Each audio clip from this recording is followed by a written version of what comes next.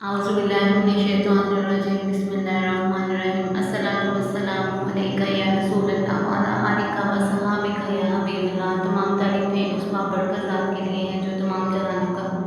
खालिक और मालिक है। आज हम 8वें पारे का खुलासा बयान करेंगे। इस पारे में सूरत अल-अनाम का इख्तिताम हो रहा है और सूरत अल-अराफ शुरू हो रही है। सूरत अल-अनाम, अनाम अरबी में चौपाई को कहते हैं, नआम इनकी जमा है। इस बारे में अल्लाह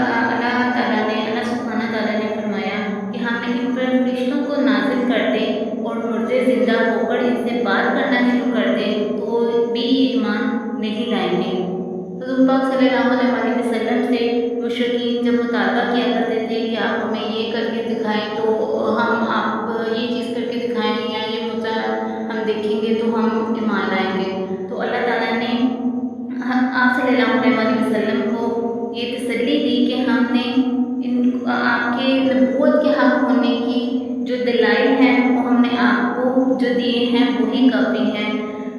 मज़ीद इसके लिए मुआज़ात की ज़रूरत नहीं है, क्योंकि अगर मुर्दा भी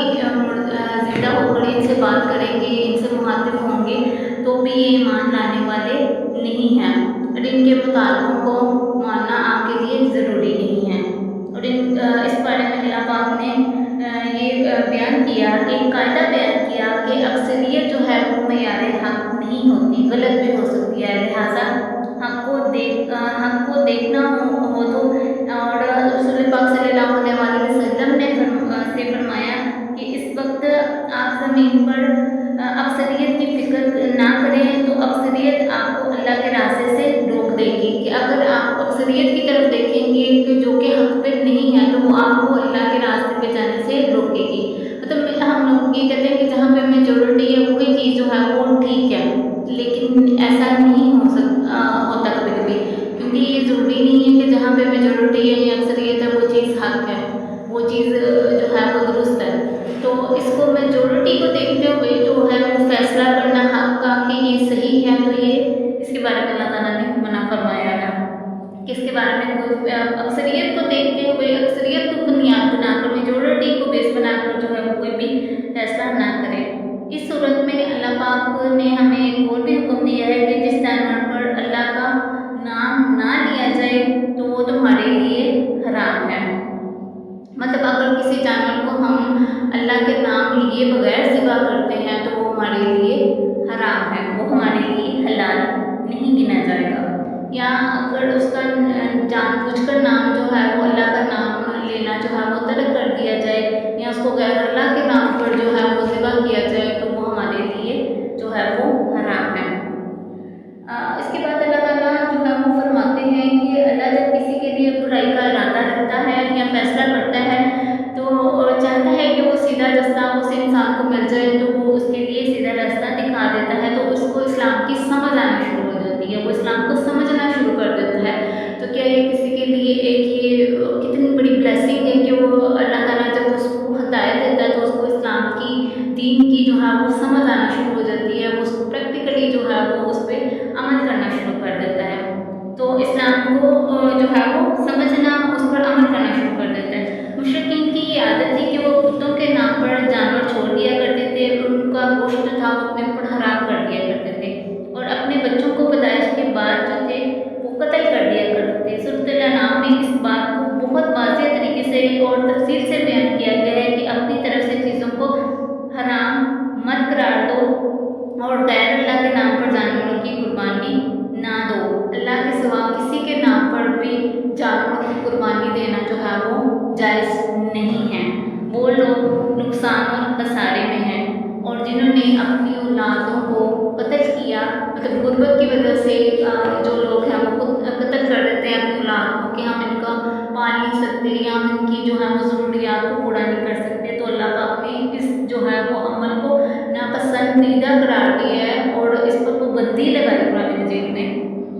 कि कोई भी जो है वो गुर्बत की वजह से अपनी औलाद को कत्ल ना करे कि जहाँ से तुम्हें रिस्क, अल्लाह पाक फरमाते हैं कि जहाँ से तुम्हें रिस्क मिल रहा है वहीं से मैं उसको भी रिस्क अता करूँगा। गुर्बत की वजह से जो है वो उसको कत्ल ना करो। उसके बाद इस सूरह में अशर का हुक्म दिया है। अशर क्या है? अशर जो है वो पैदावार की ज़कात है। इस सूरत में अशर जो है वो इसी सूरत में नाज़िल हुई कि अपनी अल्लाह ताला पहले जो है वो अपनी नेमतों का बयान करता है कि वो रब जिसने आसमान से पानी को बरसाया और तरह तरह के नबातात पैदा किए, जब वो फसलें खिला करें तो इनका फल खुद भी खाया करो और दूसरों को भी जो है वो उसको खिलाया करो, और कटाई का वक्त आए तो अल्लाह का भी हक अदा किया करो। फरमाया जो तुम में से अशर दे रहे हैं कि एक का तुम पर एहसान, ये अल्लाह का तुम पर एहसान है जिसने मिट्टी गाड़े और पानी के मिलाप से नबातात पैदा किए, इसका ये हक है कि इसके राह में इसको दे और इसमें से खर्च करे। मतलब जो है वो अशर का जो हुक्म है कि जब फसलें जो हैं वो खिलें और कटाई हो तो उसमें से गरीबों का भी और वो तमाम लोगों का जो अल्लाह की राह में जो है वो उसको खर्च करो जो उसके हकदार हैं। उसके बाद इस बारे में अल्लाह ताला ने बेसिक पॉइंट्स को बयान किया है। इस्लाम के जो है वो इस्लाम के बेसिक पॉइंट्स जो हैं वो बयान किए गए हैं कि अपनी तरफ से चीज़ों को हलाल हराम ना समझो, कि आओ हम तुम्हें बताते हैं कि तुम्हारे रब ने किन चीज़ों को हराम करार दिया है। शिर्क को हराम करार दिया है कि अल्लाह के सिवा किसी को शरीक न ठहराओ, वालिदैन के साथ अच्छा सलूक करो, गुर्बत की वजह से अपनी औलाद को कत्ल ना करो, हम तुमको भी रोज़े देंगे औलाद को भी रोज़े देंगे, किसी मासूम जान को कत्ल ना करो, किसी बेहयाई के काम में ना जाओ, वहाँ हो छुपके करो या ज़ाहिर करो, और बेहयाई का काम अल्लाह को पसंद नहीं है। जो लोग गुर्बत की वजह से या अपने फाइनेंस में जो इश्यूज़ की वजह से जो ये समझते हैं कि हम औलाद को नहीं पाल सकते तो उनका जो है वो कत्ल कर देते हैं, तो ये भी इस्लाम में जो है वो हराम है। जब और ये अल्लाह पाक ने हुक्म दिया कि जब बाप का इंतकाल हो जाए तो अपने छोटे बहन भाइयों या यतीम जो हैं चचा के बच्चे हैं या जो भी यतीम हैं तो उनका माल जो है वो ना खाओ, उनके माल यतीम के माल की हिफाजत करो, जब वो समझदार हो जाए तो उनका माल उनके हवाले कर दो। उसके बाद अल्लाह सुब्हानहू तआला ने नाप तोल में कमी करने वाले में फरमाया कि नाप तोल में हरगिज़ कमी ना करो, और फरमाया कि इस्लाम जो है मेरा सीधा रास्ता है जिसे इस्लाम कहते हैं, इसी रास्ते पर चलो और किसी और रास्ते को फॉलो ना करो और किसी रास्ते पर ना चलो। सूरत अल-अनाम में चूँकि तौहीद का बयान ज़्यादा जो है वो बयान किया गया है, नबी करीम सल्लल्लाहु अलैहि वसल्लम को हुक्म दिया कि लोगों को बता दो इतना कि मेरा जीना मरना और नमाज कुरान इबादत सिर्फ अल्लाह के लिए है और किसी के लिए नहीं, और शिर्क ना करो। उसके बाद जो है वो सूरत अल-अराफ शुरू होती है। सूरत अल-अराफ का जो है वो अराफ का मतलब क्या है? जन्नत और दोज़ख के दरमियान एक मुकाम है जिसको अराफ कहा जाता है, कि वो लोग जिनकी नेकियां और बुराइयां बराबर होंगी तो वो कुछ देर के लिए जन्नत और जहन्नम के दरमियान में रखे जाएंगे। इसके बाद अल्लाह अपनी रहमत से जन्नत में दाखिल फरमा देगा, और इस अराफ का तज़किरा आया है,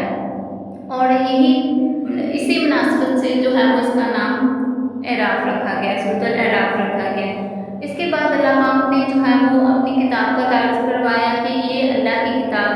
आप सल्लल्लाहु अलैहि वसल्लम उन लोगों की बातों से परेशान ना हुआ करें। अल्लाह पाक ने जो है वो नबी करीम सल्लल्लाहु अलैहि वसल्लम को ये तसल्ली दी कि उन लोगों की बातों से परेशान ना हुआ करें कि अल्लाह ने आप पर बहुत बड़ी नेमत नाज़िल की है कुरान मजीद की सूरत में, और फरमाया कि कुरान जो है तुम पर नाज़िल हो रहा है और इसी की इत्तिबा करो और किसी और के रास्ते पर ना चलो, कि कुरान करीम को जो है वो उसी की जो तालीमात हैं उसको समझो, उसी पर अमल करो। उसके बाद जो है वो अल्लाह पाक ने फरमाया कि अल्लाह पाक ने अहले जन्नत और जहन्नम के दरमियान जो लोग हैं उनके दरमियान मुकालमे को बयान किया कि वो लोग जो थे आपस में मुकालमा करते हैं, कहते हैं कि जो अहले जन्नत वाले लोग हैं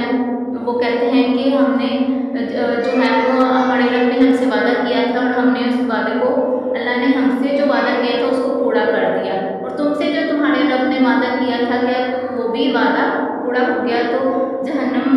जो जहन्नमी होंगे वो भी कहेंगे कि हमने अपने वादे को, अल्लाह के वादे को पूरा पाया। उसके बाद जो है वो जहन्नम में रहने वाले लोग जन्नती लोगों से जो है वो پانی اور رزق مانگیں گے تو اہل جنت جو ہے وہ ان سے کہیں گے کہ تمہارا جو ہے وہ اللہ کی نعمتوں پر کوئی بھی جو ہے وہ حق نہیں ہے، یا اللہ پاک جو ہے وہ ان کی نعمتوں سے جنت کی نعمتوں سے ان کو انکار کریں گے کہ اس کے بعد وہ پھر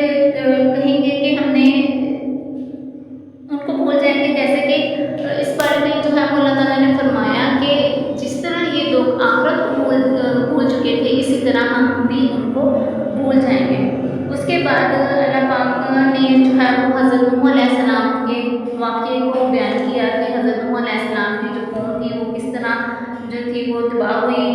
جب ان کی طرف قوم کی طرف جو تھا ان کو بھیجا گیا تو انہوں نے کہا کہ ہم اپنے جیسے انسان کو جو ہے وہ نبی نہیں مان سکتے اور جو غریبوں کو اور مسکینوں کو اپنے دربار سے نکال دو۔ تو حضرت نوح علیہ السلام نے ان سے جو ہے ان کا یہ بات ماننے سے انکار کر دیا اور وہ ایمان نہ لائے، جس کی وجہ سے ان کی قوم کو ہلاک کر دیا گیا۔ اس کے بعد قوم سمود کا جو ہے وہ قصہ بیان کیا گیا، واقعہ بیان کیا ہے۔ انہوں نے مطالبہ کیا کہ اونٹ پہاڑ سے اونٹنی پیدا کی جائے۔ حضرت صالح علیہ السلام نے اونٹنی پیدا کر دی اللہ کے حکم سے،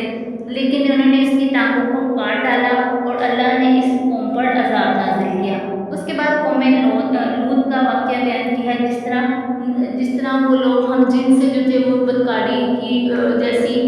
برائی میں جو تھے وہ مبتلا تھے، تو حضرت لوط علیہ السلام نے ان کو سمجھایا لیکن وہ باز نہ آئے سوائے چند لوگوں کے، اور اللہ پاک نے ان پر جو تھا وہ عذاب نازل کیا۔ حضرت لوط علیہ السلام کہتے تھے کہ ایسی برائی نہ کرو، ایسی برائی جو تم برائی کر رہے ہو وہ تم سے پہلے کسی قوم نے نہیں کی، لیکن انہوں نے ان کی بات نہ مانی اور ان پر جو تھا وہ اللہ کا عذاب نازل ہوا۔ اس کے بعد جو ہے وہ قوم سمود کے قوم لوط کا ذکر کیا ہے، جو لوگ حضرت شعیب علیہ السلام کے واقعے کو بیان کیا گیا ہے، کس طرح وہ اپنی قوم کو مخاطب ہو کر کہتے ہیں کہ ناقول میں کمی نہ کرو، جو کہ نوح پڑھے میں شروع میں بھی ہم اس کا ذکر کریں گے۔ نوح وہ ناقول میں کمی کیا کرتے تھے تو حضرت شعیب علیہ السلام جو تھے وہ ان کو منع فرمایا کرتے تھے کہ تم کون سا زیادہ لوگ ہو جو کہ تم ناقول میں کمی کرتے ہو، اللہ پاک کی طرف سے تمہیں رزق کی فراوانی ہے لہٰذا تم اس سے باز آ جاؤ، لیکن وہ اس سے باز نہ آئے، وہ ناقول میں کمی کیا کرتے تھے، جس کی وجہ سے اللہ تعالیٰ کے غضب کا جو تھے وہ نشانہ بنے۔ اللہ پاک ہمیں قرآن پاک کو سمجھنے کی، اس کے ایک ایک حرف کو اپنی زندگیوں میں اپلائی کرنے کی، اس کے معنی کو، اس کے میننگس کو سمجھنے کی توفیق عطا فرمائے، اور اس کو بیان کرنے میں جہاں جہاں بھی مجھ سے جو بھی غلطی سرزد ہو گئی ہو میں اللہ کے حضور معافی کی طلبگار ہوں۔ امید کرتی ہوں کہ اللہ پاک میری اس چھوٹی سی کاوش کو ضرور قبول فرمائے۔